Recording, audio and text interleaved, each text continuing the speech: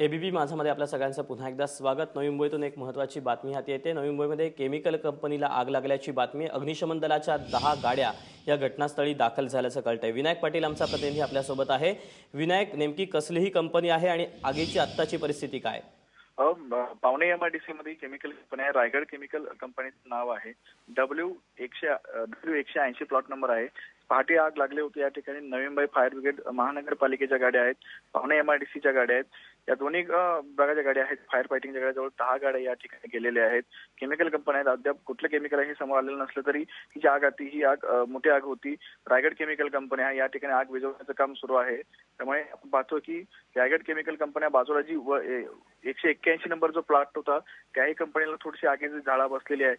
त्यामुळे सध्या ही आग विझवण्याचा प्रयत्न सुरू आहेत आणि फायर फायटिंग जे आहे 10 गाड्या या ठिकाणी आग विझवण्याचं काम करतायत। दीपक, विनायक, धन्यवाद दिलेल्या माहितीबद्दल।